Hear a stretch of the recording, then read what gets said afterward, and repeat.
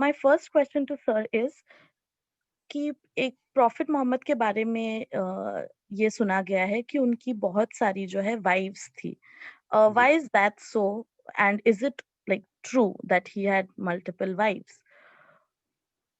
Yes it is.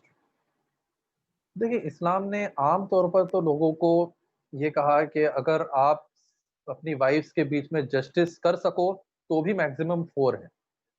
ऐसा तो नहीं है कि भई आप हर एक को कहा गया है कि 4 बीवियाँ, ये भी एक मिसकंसेप्शन है मेरा। इजाज़त दी है कि मैक्सिमम आप 4 बीवियाँ, लेकिन उसमें भी आप जस्टिस कर सको तो। लेकिन पैगंबर मोहम्मद सल्लल्लाहु अलैहि वसल्लम के लिए एक्सेप्शन दिया गया था। उसकी रीज़न क्या है? देखिए, पैगंबर मोहम्मद सल्लल्लाहु अलैहि वसल्लम इज़ द लास्ट मैसेंजर। आपके बाद कोई भी मैसेंजर नहीं आने वाला। और मैंने कहा था कि पैगंबर एज़ अ टीचर, डेमोंस्ट्रेटर भी होता है। यानी अपनी ज़िंदगी में वो उस मैसेज को जो है वो अपने अंदर अ, उसको डेमोंस्ट्रेट करे कि किस तरह से इस्लाम की टीचिंग्स को जिया जा सकता है। तो आदमियों के लिए तो ये था कि पैगंबर मोहम्मद सल्लल्लाहु अलैहि वसल्लम क्योंकि खुद मर्द थे, मेल थे, इसलिए उनके ज़रिए से उनके तरीके के हिसाब से लोग चल सके और लोग उनसे जो है वो पूरी सभाओं में और आते-जाते मिलते रहते थे। लेकिन लेडीज़ के लिए, जो स्पेसिफिक लेडीज़ के मसाइल होते हैं, उनके लिए क्या किया जाए? इस वजह से जो है प्रोफेट मोहम्मद सल्लल्लाहु अलैहि वसल्लम की जो है वो एक से ज़्यादा बीवियाँ थी, ताकि उनके बाद भी यानी पैगंबर मोहम्मद सल्लल्लाहु अलैहि वसल्लम के देहांत के बाद भी या उनके रहते हुए भी, जो लेडीज़ जो है वो उनसे अलग-अलग जाके जो है वो मुलाकात कर सके। एक ये था। दूसरा ये था कि क्योंकि अरब का जो समुदाय था उस वक़्त का, उसके अंदर बहुत ज़्यादा जो है वो ट्राइबल वॉरफेयर बहुत होती थी। इस वजह से पॉलिटिकल रीज़न्स की वजह से भी पैगंबर मोहम्मद सल्लल्लाहु अलैहि वसल्लम को जो है वो मल्टीपल वाइफ्स एक्सेप्ट करनी थी, अपने घर में रखनी थी, ताकि उनको भी जो है वो ट्राइबल वॉरफेयर भी जो है वो कम हो सके, रिश्तेदारियाँ जो है वो बढ़ सके।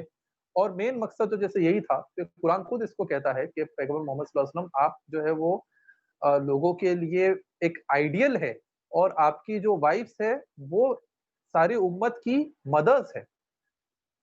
तो जैसे एक बच्चा जो होता है उसकी सबसे पहला स्कूल क्या होता है, उसकी माँ का गोद होती है। उसी तरह पैगंबर मोहम्मद सल्लल्लाहु अलैहि वसल्लम की जो वाइफ्स थी, वो सारी उम्मत की लेडीज़ के लिए स्पेशली स्पेशली सारी लेडीज़ के लिए एक्सक्लूसिवली लेडीज़ के लिए नहीं। क्योंकि हम देखते हैं कि पैगंबर मोहम्मद सल्लल्लाहु अलैहि वसल्लम की एक वाइफ जो हज़रत आयशा रज़ी अल्लाहु अन्हा है, उनसे जो है वो आधा इस्लामी ज्यूरिस्प्रूडेंस जो है वो उनको ओप करता है, क्योंकि वो घर पे रहा करते थे। तो एक वाइफ जो है वो एक आदमी के सबसे करीब होती है। तो आप सल्लल्लाहु अलैहि वसल्लम के देहांत के बाद उनकी वाइफ्स के ज़रिए से भी बहुत सारी चीज़ें लोगों को उनके पर्सनल लाइफ़ के बारे में भी पता चली, जिनका जो है वो जिनको फ़ॉलो आज भी जो है मुस्लिम्स करते हैं। तो ये सब वजूहात थी, कुछ पॉलिटिकल, कुछ हिकमतन, कुछ उस कॉज़ को आगे बढ़ाने के लिए कि पैगंबर मोहम्मद सल्लल्लाहु अलैहि वसल्लम को शादी करनी पड़ी। लेकिन इस बात को भी हमेशा ध्यान रखना चाहिए कि पैगंबर मोहम्मद सल्लल्लाहु अलैहि वसल्लम ने ये जो शादियाँ की थी, ये किस उम्र में की? आम तौर पे जो ऐतराज़ इसलिए उठाया जाता है ये कह के कि देखिए आपको जो है वो अल्लाह गॉड फॉरबिड नऊज़ुबिल्लाह जो है वो औरतों का शौक था, इस वजह से आप शादी करते थे। आप सल्लल्लाहु अलैहि वसल्लम की जो पैगंबर मोहम्मद सल्लल्लाहु अलैहि वसल्लम की जो पहली शादी हुई थी, वो एक 40 साल की 2 बार जो है वो विधवा औरत के साथ हुई थी, हज़रत खदीजा रज़ी अल्लाहु अन्हा। उनकी उम्र जब 25 साल की थी और हज़रत खदीजा की उम्र 40 साल की थी।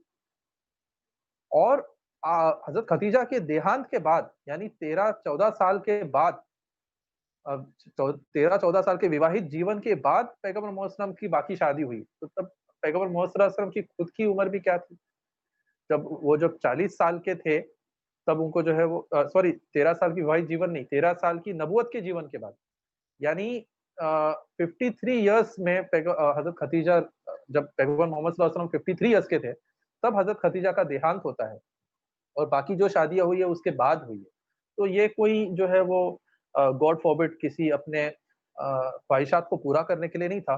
ये बहुत ही एक बामकसद अपने कॉज़ को आगे बढ़ाने के लिए अलग-अलग ज़रिए से और एजुकेशनल मेजर्स के लिए जो है वो ये सारी शादियाँ की गई थी। उसमें से भी बहुत सारी ऐसी थी जो विधवा थी, बहुत सारी ऐसी थी जो डिवोर्सीज़ थी। बहुत सारे जो है वो समाज की रूढ़ियों को तोड़ने के लिए कि मुँह बोला बेटे की वाइफ़ जो है, वो अपनी खुद की जो है बहू नहीं होती क्योंकि मुँह बोला बेटा होता है। ये सारी रूढ़ियों को तोड़ने के लिए भी जो है विवाह किए गए थे। Thank you so much sir. We have another question. यहाँ पर ये क्वेश्चन पूछा गया है कि was Islam spread by the sword and what is the actual meaning of the word जिहाद?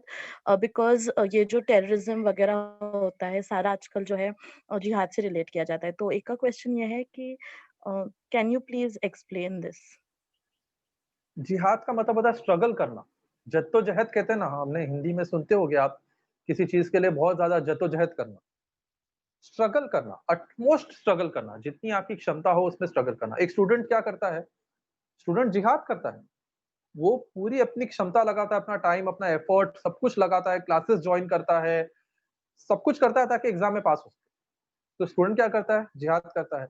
एक टीचर भी जिहाद करता है, एक साइंटिस्ट जिहाद करता है, एक मज़दूर आदमी जो अपना पेट पालने के लिए काम करता है, वो भी क्या कर रहा है? जिहाद कर रहा है। और टेक्निकल सेंस में ये होगा, अ, अगर आप उसको टर्मिनोलॉजी के हिसाब से लें, तो सबसे बड़ा जिहाद क्या होगा कि अच्छाई को समाज में फैलाने के लिए जद्दोजहद की जाए, स्ट्रगल किया जाए। हर आदमी अपनी ज़िंदगी में मस्त है, लेकिन समाज के अंदर अच्छाई फैलाने के लिए अगर कोई स्ट्रगल करे, जद्दोजहद करे, उसको क्या कहेंगे? उसको जो है वो टर्मिनोलॉजिकली जिहाद कहेंगे। सेकंड क्वेश्चन ये था कि इस्लाम तलवार से या गन पॉइंट पे फैलाया गया क्या? ये हर आदमी खुद सोचे कि अगर आपको गन पॉइंट पे कोई चीज़ एक्सेप्ट करने के लिए फ़ोर्स किया जाए, तो क्या आप उसको अपने दिल से एक्सेप्ट कर सकते हो? नहीं कर सकते ना। अगर मुझे जो है वो गन पॉइंट पे कहा जाए कि आप जो है वो एक्सेप्ट कीजिए, कि आपकी आइडियोलॉजी के खिलाफ कोई एक चीज़ है, आप एक्सेप्ट कीजिए कि शराब पीनी जो है वो सही होनी चाहिए या जो है वो सेक्सुअल मिसकंडक्ट सही होना चाहिए। तो ये तो हो सकता है कि मैं मौत के डर से जो है वो कह भी दूँ कि हाँ भाई मैं एक्सेप्ट करता हूँ। या इसी चीज़ को अगर ले क्वेश्चन को, कि अगर किसी को ये कहा जाए कि भाई आप गन पॉइंट पे आपको कहा जाए कि आप अपना धर्म जो है वो छोड़ के दूसरा धर्म अपनाइए, तो हो सकता है कि ज़ुबान पे तो वो कह दे, लेकिन उसके दिल में तो उस चीज़ के लिए और ज़्यादा नफ़रत पैदा होगी ना, कि मुझे देखो ये कैसे लोग थे जिन्होंने गन पॉइंट के ऊपर तलवार के ज़ोर पे मुझसे जो है वो कोई चीज़ बुलवाई, वरना मुझे मार देते। तो वहाँ तो वो खत्म हो जाना चाहिए। जब जब वो आदमी पलटा तो ये आदमी वापस अपने जो है पुरानी चीज़ों पे आ जाए, और उसको तो और ज़्यादा नफ़रत होगी इस्लाम से। लेकिन हम क्या देखते हैं, पीढ़ी दर पीढ़ी जो है वो लोग इस्लाम जो है वो कबूल करते हैं। मतलब उनकी पूरी फैमिलीज़ मुस्लिम बन जाती है। तो ये तो हो ही नहीं सकता कि किसी भी आइडियोलॉजी को गन पॉइंट के ऊपर फैलाया जा सके। और अगर गन पॉइंट पे फैलाने की बात होती, तो इसका बहुत प्रैक्टिकल एग्ज़ाम्पल हम देखते हैं कि भारत में मुस्लिम शासकों का शासनकाल कितना रहा है? हाँ? सैकड़ों साल जो है मुस्लिम लोगों ने यहाँ जो है वो शासन किया है। मुगल तो बहुत आखिर में आए। मुगलों से पहले भी अ, जो है वो मुस्लिम शासकों का यहाँ रूल रहा, और मुगलों ने खुद जो है वो इतने सैकड़ों साल यहाँ राज किया।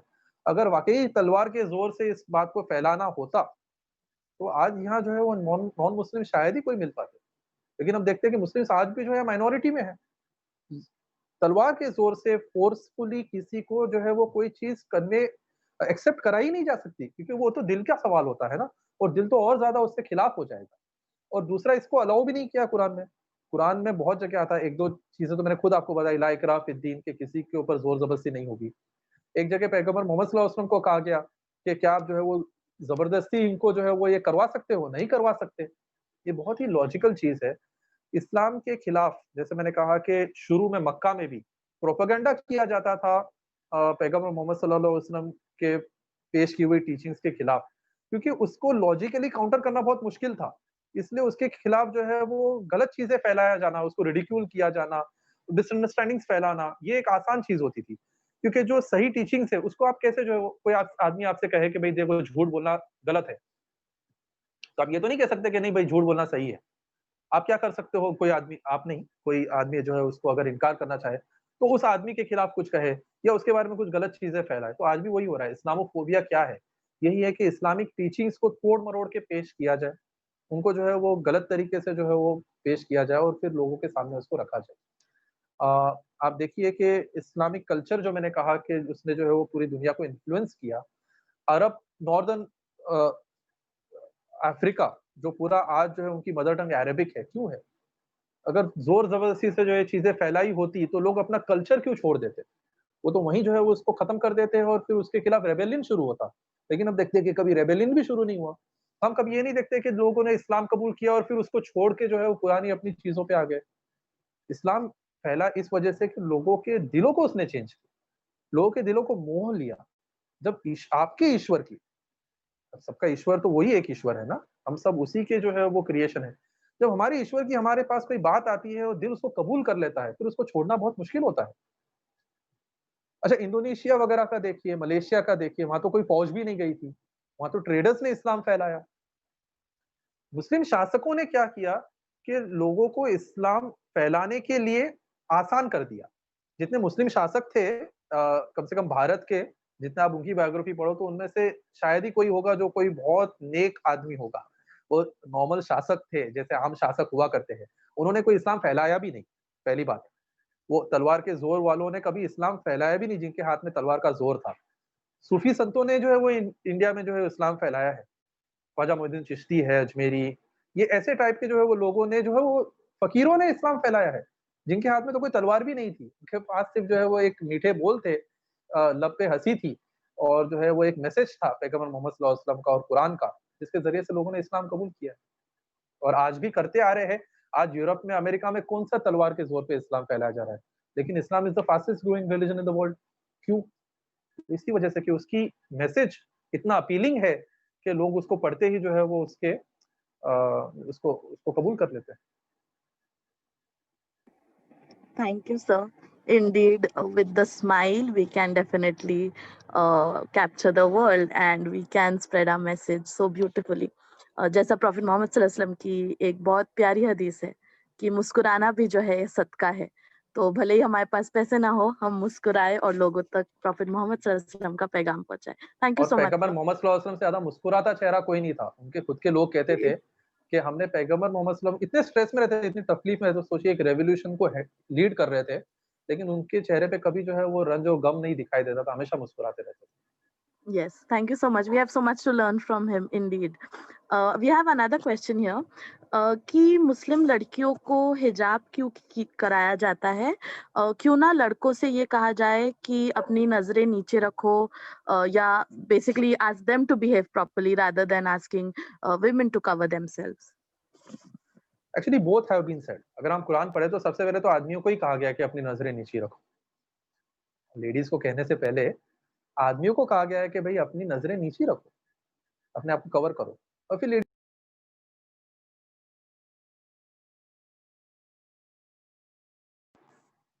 आई am sorry there was a call. तो पहले तो आदमी को ही कहा गया। दूसरी बात ये है कि जिस सोसाइटी में हम रहते हैं, उसमें औरतों के साथ जितना गैर व्यवहार होता है, उसको आप कैसे रोकोगे? आप ये तो कह सकते हो कि लोगों को जो है वो एजुकेट करो, लोगों में अवेयरनेस फैलाओ कि औरतों का जो है संरक्षण होना चाहिए, तो हो ही रहा है ना। लेकिन हम देखते हैं कि उसके बावजूद वुमेन आर नॉट सेफ। देखिए, मैं एज़ अ मैन मैं रात को 2 बजे भी जो है वहाँ सुनसान सड़कों पे फिर सकता हूँ। लेकिन एक औरत के लिए मुश्किल है, क्योंकि हमारी सोसाइटी ऐसी है नहीं। तो ये कुछ चीज़ों को हमें पहले एक्सेप्ट करना पड़ेगा, फिर जाके हम लोगों को रिफ़ॉर्म करें। रिफ़ॉर्मेशन का काम चलते रहेगा, हम लोगों से कहते रहेंगे देखिए औरतों की इज़्ज़त कीजिए और औरतों को जो है वो आपकी माँ-बहनें हैं, उनकी इज़्ज़त कीजिए। ये तो करना ही है, लड़कों को एजुकेट करना ही है। लेकिन जब वो ऐसा टाइम आता है जब कोई आदमी सामने से शराब पिया हुआ हो, जो पोर्नोग्राफ़ी पे हाई हो और वो जब हमारी जो है वो किसी बेटी को, बहन को अप्रोच करे, तो क्या हम तब उसको ये कहेंगे कि भई जो आप अपनी नज़रें नीची रखो? नहीं कह सकते हैं ना। आप कुछ चीज़ों को प्रैक्टिकली समझने की आज बहुत ज़रूरत है। तो दोनों चीज़ें साथ में चलेगी। हम आदमियों को तो ये कहेंगे, एक अच्छा शरीफ आदमी कभी जो है वो किसी औरत के साथ जो है वो बुरा काम नहीं करेगा, चाहे किसी भी रिलिजन का हो, नहीं करेगा ना। इसका ये मतलब नहीं कि समाज में ऐसे लोग नहीं हैं जो ये काम ना करें। बहुत सारे लोग जो है वो शराब के नशे में, ड्रग्स के नशे में रहते हैं, वो उनकी खुद की जो है बहन सामने आ जाए तो उसमें भी फ़र्क नहीं कर पाएँगे। तो everything should not be look from a theoretical point of view. कुछ चीज़ों को प्रैक्टिकली समझना भी ज़रूरी है। हमें खुद का प्रोटेक्शन करना बहुत ज़रूरी है। अगर मैं लोगों से कहूँ कि देखिए चोरी करना पाप है और मैं अपना घर खुला रख दूँ, तो चलेगा क्या? नहीं चलेगा। मुझे तो बहरहाल अपने घर की प्रोटेक्शन करनी है, अपनी इज़्ज़त की प्रोटेक्शन करनी है और उसी तरह से औरतों ने अपनी इज़्ज़त की प्रोटेक्शन करनी है और साथ में हम जो है मर्दों को भी ये चीज़ें जो है वो समझाते रहे कि देखिए अच्छा उसमें बहुत सारी चीज़ें इन्वॉल्व्ड है। अल्कोहलिज़्म के ऊपर भी जो कैद लगानी है, पोर्नोग्राफ़ी को भी बैन करना है, अश्लीलता को जो है खत्म करना है। हम अश्लीलता को भी परवान चढ़ा रहे हैं सिविलाइज़ेशन के नाम पे, मॉडर्निज़्म के नाम पे और हम ये भी कह रहे हैं कि आदमियों ने अपनी जो है वो निगाहों की हिफाज़त करनी चाहिए और औरतों ने जो है वो जो है वो तंग और चुस्त कपड़े पहनने चाहिए। तो ये सारी चीज़ें दे वुड ऐड अप ना। Everything should add up. हर चीज़ जो है वो एक लाइन में जो है वो जानी चाहिए। और ये कोई शोषण भी नहीं है ना लेडीज़ के ऊपर। मेरी वाइफ़ जो है, मेरी बहन है, मेरी अम्मी है या जितनी जो मुस्लिम लेडीज़ से जितना मैंने समझने की कोशिश की है इस चीज़ को, वो इसको कोई बुरा नहीं समझते। उल्टा अपने आप को सिक्योर महसूस करते हैं बुर्के में। उनको लगता है कि देखिए मैंने बुर्का पहना है ना तो लोगों की अभी नज़रें मुझ पे नहीं रहेगी। मैं एक डिग्निफाइड लेडी की तरह जो है पहचानी जाऊँगी। तो ये बहुत सारी चीज़ें हैं। मैं समझता हूँ कि अगर मैं इसके ऊपर ज़्यादा बात करूँ तो हो सकता है कि मेल शोविनिज़्म का मुझ पे इल्ज़ाम लग जाए। आपकी जो मुस्लिम फ्रेंड्स होगी, उनसे आप पूछिए कि बुर्का पहनने में वो कैसा महसूस करती है और उसके कितने फ़ायदे हैं। तो मेरे ख्याल से ज़्यादा एक अनप्रेजुडाइज़्ड, अनबायस्ड व्यू आपके सामने आएगा। Indeed. Thank you, sir. As a girl who's been wearing the hijab for quite some time now, I would like to tell my fellow sisters, जिस तरीके से हम फ्रीडम ऑफ एक्सप्रेशन की बात करते हैं, why don't we believe in this fact that जिस तरीके से आपको छोटे कपड़े पहनने की आज़ादी है और उसके लिए हम बिल्कुल कुछ नहीं कहते, उसी तरीके से आपको अपनी बॉडी को पूरा कवर करने की आज़ादी है and that is equally uplifting and it is empowerment. और ये सिर्फ जो है हमें ऐसा लगता है कि इस्लाम ने ये दिया है, बल्कि ये क्रिएटर का खुद एक लॉ था, जो कि अब देखते हैं, जो क्रिश्चियनिटी में भी हम देखते हैं, जो नन्स है, they are fully covered. When we speak about ancient Hindu scriptures, whenever you speak about certain women, always जो है उनको जो है कवर्ड दिखाया जाता है। So any precious thing is covered, and it is from the creator that God knows best what is best for us. So I think if we, अगर हम मुस्लिम वुमेन से बात करें तो probably ये एक जो बहुत बड़ा मिसकंसेप्शन है वो सॉल्व हो सकता है. It's just about changing our perceptions. Okay, we have another question here. Uh, the question is that I belong to a OBC category, and while appearing in the competitive examination where reservation is provided, I had filled the form of OBC category, but the reservation is given to non-creamy layer people. But now I don't belong to the non-creamy layer. Matlab, probably she's in the creamy layer now. So what should I be doing? This is a question from one of our sisters.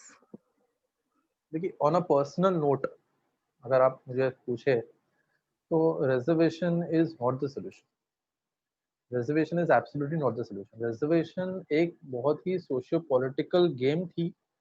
अगर आप Poona pact के बाद की सारी चीज़ें पढ़िए, अगर आपने डॉक्टर अंबेडकर के पूरे मूवमेंट को पढ़ा हो, महात्मा गांधी के साथ जो डॉक्टर अंबेडकर का पुणे पैक्ट हुआ था, उसको पढ़ा हो और उसके बाद जो रिज़र्वेशंस का एक पूरा जो चलाया गया, जिसके ज़रिए से लोगों को रिटेन किया गया वोट बैंक के लिए। अगर उसकी आप पूरी हिस्ट्री पढ़ो, मेरे ख्याल से ये मौका नहीं है इसके ऊपर डिस्कस करने का। तो reservation is actually not a very good idea. Second thing is कि रिज़र्वेशन में सिर्फ़ उनका नुकसान नहीं होता, जो रिज़र्व कैटेगरी के नहीं है, मतलब ओपन कैटेगरी वाले। सिर्फ़ ओपन कैटेगरी वालों को नुकसान नहीं होता। I am from the medical profession. मैंने जब मेडिकल की सीट ली थी, तो वहाँ भी जो है वो रिज़र्वेशंस वगैरह थे। हमने ये देखा है पर्सनली कि जो लोगों को रिज़र्वेशन दिया जाता था, वो शुरू से पढ़ाई में इतना ज़्यादा लगन ही नहीं रखते थे। इल्ला माशाअल्लाह, मैं आपकी बात नहीं कर रहा, लेकिन आम तौर पे कह रहा हूँ कि आपने भी देखा होगा इस चीज़ को कि जो रिज़र्व कैटेगरी के होते हैं, क्योंकि उनको पता रहता है कि उनको जो है वो सीट मिल जाएगी, बहुत ज़्यादा मेहनत करने की ज़रूरत नहीं है, उनको जॉब भी मिल जाएगा। इस वजह से कैलिबर कम हो रहा है मजमूई तौर पे सोसाइटी के अंदर, ठीक है? तो मैं इस्लाम की अगर आप बात करो, क्योंकि लेक्चर जो है प्रॉफेट मोहम्मद सल्लल्लाहु अलैहि वसल्लम पे था, तो आज जो एससी, एसटी या ओबीसी कैटेगरी के लोग हैं या 50 साल पहले भी थे, उससे भी कहीं गुना ज़्यादा जो शोषित वर्ग था, वो गुलामों का था, स्लेव्स का था। गुलामी बहुत बुरी चीज़ थी, आदमी को जो है बस लिया जाता था, उससे जो चाहे काम करवाया जाता था। हम ये देखें कि प्रॉफेट मोहम्मद सल्लल्लाहु अलैहि वसल्लम ने कैसे जो है वो इस चीज़ को टैकल किया। अ, आपने अज़ान सुनी होगी ना? हर हर दिन जो है वो दिन में 5 वक़्त जो है वो मस्जिद से अज़ान दी जाती है। आप जानते हो कि सबसे पहले शख्स जिन्होंने अज़ान दी थी, उनका नाम बिलाल था और काबे की छत के ऊपर खड़े रह के वो जो ब्लैक काबा जो बिल्डिंग है मक्का में, आपने उसका फ़ोटो देखा ही होगा, उसके छत पे खड़े रह के उन्होंने जो अज़ान दी थी, जो सबसे ज़्यादा जो है वो एक पवित्र स्थल माना जाता है इस्लाम का। सबसे पहले उन्होंने अज़ान दी थी। वो कौन थे? अगर आज उनको कैटेगराइज़ किया जाए तो शायद वो एनटी 1, एनटी 2 के अंदर आए, नोमैडिक ट्राइब में आए वो। इज़्ज़त देना, किसी इंसान को इंसान बनने की जो है वो डिग्निटी देना और उनको वो मकाम देना, उनको वो अपॉर्च्युनिटीज़ देनी। देखिए, ये पूरा इंडिया में वर्ण शैली के वजह से कि जैसे मैंने कहा कि स्वीपर का बेटा स्वीपर होगा और जो है वो कॉबलर का बेटा कॉबलर होगा। इस वजह से इसको जो है वो प्रोफ़ेशन को रिजिड कर दिया गया। मैं ये नहीं कह रहा कि स्वीपर या कॉबलर होना कोई बुरी बात है। बिल्कुल बुरी बात नहीं है। डिग्निटी फॉर लेबर हमें हर चीज़ के लिए होनी चाहिए। लेकिन किसी तबका बना देना उसको और फिर उसको शोषित करना, उसको अपॉर्च्युनिटीज़ ना देना ग्रो होने की, ये मेन प्रॉब्लम है। अगर हम इक्वल अपॉर्च्युनिटी दें और इस्लाम ने जैसे मैंने स्लेव्स के बारे में तो आपसे कहा कि बादशाह बन गए, अब और कितना आगे बढ़ेगा आदमी, है ना? पूरे पूरे इंडिया के जो है वो राजा बन गए। इजिप्ट के अंदर ममलूक सल्तनत, अहमदनगर के अंदर हम देखते हैं। तो उस लेवल के ऊपर और सिर्फ ये बादशाह की बात नहीं है, पूरे इन इतने सालों में ब्यूरोक्रेसी जो है वो गुलामों की रही है। अच्छे गुलाम थे, पढ़े-लिखे थे, ज़हीन थे, उनको जो है वो आगे लेके आया गया। तो मेरे ख्याल से रिज़र्वेशन को पूरी तरह से जो है अब आपका एक इंडिविजुअल एक मसला हो सकता है, उसके बारे में तो मैं कोई पर्सनल राय देना मुनासिब नहीं समझता। लेकिन मेरे ख्याल से जो लोग खुद ओबीसी कैटेगरी से है या एससी-एसटी के अंदर है, मेरे ख्याल से उन्होंने रिज़र्वेशन के खिलाफ अब जो है वो आवाज़ उठानी चाहिए, ताकि ह्यूमन इक्वालिटी और डिग्निटी का जो पार्ट अगर ओपन कैटेगरी वाले अगर पढ़ा है तो उसको वापस जो है प्रेजुडाइज़ माना जाता है। मेरे ख्याल से अगर हम सीरत यानी प्रॉफेट मोहम्मद सल्लल्लाहु अलैहि वसल्लम की लाइफ टाइम जीवनी और उनके रेवोल्यूशन को पढ़े तो उन्होंने upliftment of the down trodden के लिए रिज़र्वेशन का मार्ग नहीं उठाया था, इक्वालिटी और डिग्निटी फॉर मैनकाइंड का मार्ग अपनाया था और वो आज भी हमारे लिए ज़रूरत है, ताकि लोग सिर्फ वोट बैंक बन के ना रह जाएँ, उनको और शोषित ना किया जाए ओबीसी, एससी, एसटी के नाम पे। उनको वो मकाम दिया जाए जो उनकी पहचान एससी-एसटी से ना हो, बल्कि उनके खुद के व्यक्तिमत्व से, उनकी पर्सनैलिटी से उनकी पहचान होना शुरू हो जाए। शुक्रिया। Thank you, sir. Probably the concerned person can get back if a doubt has not been cleared. Uh, एक लास्ट क्वेश्चन है, since we are running out of time, कि सब रिलीजन्स में अच्छी अच्छी बातें सिखाई जाती है and we see so much hatred and so much communal violence all around. So rather than speaking of one religion, why don't we all just speak about humanity? And क्यों ना हम सब सिर्फ इंसानियत की बात करें और ये जो धर्म जात की जो डिफरेंस है उससे दूर हट जाए और सिर्फ हम ह्यूमैनिटी में बिलीव करें, so that we make a more peaceful world. क्यों ना हम उस रिलिजन की बात करें जो ह्यूमैनिटी सिखाता हो, ठीक है? जस्ट टू रिफ्रेज़ इट, क्यों ना हम उस रिलिजन की बात करें जो ह्यूमैनिटी सिखाता हो। देखिए रिलिजन सिर्फ एक आइडियोलॉजी नहीं है, रिलिजन कोई फिलॉसफी नहीं है कि आपको सोक्रेटिस की या प्लेटो की फिलॉसफी अच्छी लगी आपने ले ली और नहीं अच्छी लगी ना ली। This is not the thing. Religion ज़िंदगी और मौत का सवाल है या उससे भी आगे का सवाल है। क्यों? क्योंकि अगर आदमी रिलिजन क्या है? या बेसिकली इस्लाम की अगर हम बात करें तो इस्लाम क्या है? इस्लाम यही कहता है कि आप सब दुनिया में ऐसे नहीं भेजे गए हो। ये एक एग्ज़ामिनेशन है। अब कोई आदमी उसको एग्ज़ामिनेशन मानता ही ना हो, तो उसमें जो है वो उसके लिए स्ट्रगल कैसे करेगा? वो अच्छा बनने की कोशिश क्यों करेगा? ठीक है? ह्यूमैनिटी के ऊपर चलने की कोशिश क्यों करेगा? और फिर उसको ये बताया जाए कि देखिए आप अच्छे रहोगे, तो आपको हमेशा-हमेशा का स्वर्ग दिया जाएगा और अगर आप बुरे रहते हो, तो आपको हमेशा-हमेशा का नर्क दिया जाएगा। तो ये एक हकीकत है। ये सिर्फ़ एक कोई फिलॉसफी नहीं है कि इसको आप चाहो तो एक्सेप्ट करो, चाहो तो छोड़ दो। जो आदमी इस चीज़ को छोड़ रहा है, उसको ये नहीं है कि कल मरणोपरांत भी मरने के बाद भी उसको ऐसे ही छोड़ दिया जाएगा। कुरान में बहुत स्पेसिफिकली आता है कि देखिए नींद से जागिए, please wake up and spell the coffee. It is not as simple as कि भई हमने जो है ठीक है, इस्लाम ये कहता है कि आप पे ज़ोर-ज़बरदस्ती नहीं की जाएगी। लेकिन इस्लाम ये नहीं कहता कि जिनके साथ ज़ोर-ज़बरदस्ती नहीं की जाएगी, उनका हाल और जिन लोगों ने श्रद्धा अपनाई और जिन्होंने जो है वो ईश्वर के बताए हुए तरीकों को अपनाया, उसका हाल एक जैसा होगा। नहीं होगा। कुरान बिल्कुल जो है वो साफ लफ्ज़ों में कहता है कि जो इस शिक्षा को, जो इस मार्गदर्शन, जो इस हिदायत को अपनाएँगे, उन्हीं का कल्याण हो सकता है। और ये किसी का जो है वो पेट रिलिजन नहीं है ना, जैसे मैंने कहा कि इस्लाम ऐसा नहीं है कि कोई समुदाय का रिलिजन है और हम आपको बुला रहे हैं। इस्लाम आपका रिलिजन है, हर आदमी का रिलिजन है। ईश्वर सबका एक है, उसका मार्गदर्शन सबके लिए कॉमन है। हाँ, ये हो सकता है कि किसी ने उसको एक्सेप्ट किया और किसी ने एक्सेप्ट नहीं किया, किसी को उसके बारे में ज़्यादा नॉलेज है, किसी को कम नॉलेज है। तो जिनके पास कम नॉलेज है वो उसको एक्सेप्ट करे। एक्सेप्ट ना करने पे दुनिया में भी प्रॉब्लम आती है और आखिरत में प्रॉब्लम आती है। देखिए दुनिया में जो प्रॉब्लम्स आ रही है वो रिलिजन की वजह से नहीं आ रही है। ये बात सही है कि हर रिलिजन के अंदर जो है, जो आज रिलिजन जिसको कहा जाता है, इस्लाम को मैं रिलिजन नहीं कहूँगा पहली बात, इस्लाम एक वे ऑफ लाइफ है। लेकिन हर रिलिजन के अंदर जो अच्छी बातें आती है अगर उसके ऊपर लोग अमल करना शुरू करते, तो कोई प्रॉब्लम नहीं है। किसी भी रिलिजन ने जो है वो ये नहीं कहा ना कि बुरा काम करो। देखिए राम राज्य जो हम कहते हैं, जब वासुदेव कुटुंबकम कहते हैं, जब हम जो है मर्यादा पुरुषोत्तम का कांसेप्ट रखते हैं, तो उसके अंदर तो कोई बुराई चीज़ थी ही नहीं। इस्लाम के अंदर जो है वो कोई बुराई चीज़ नहीं थी। उसको आप जो है वो गलत इंटरप्रेट करो और फिर अपने फ़ायदे के लिए उसको मिस इंटरप्रेट करके उसको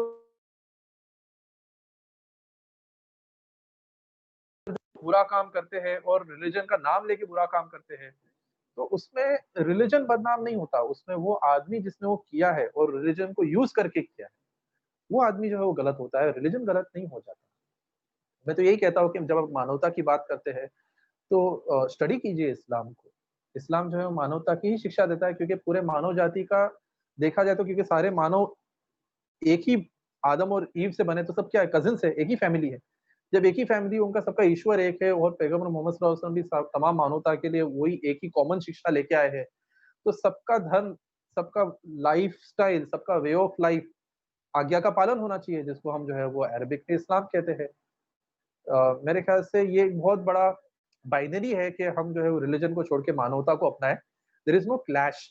जो रिलिजन आपको सही मायनों में मानवता सिखाता है, लोगों में फ़र्क करने को मना करता है, लोगों को शोषण से रोकता है, वही जो है वो मानवता का सही रिलिजन है और हम उसी को अरबी में इस्लाम कहते हैं।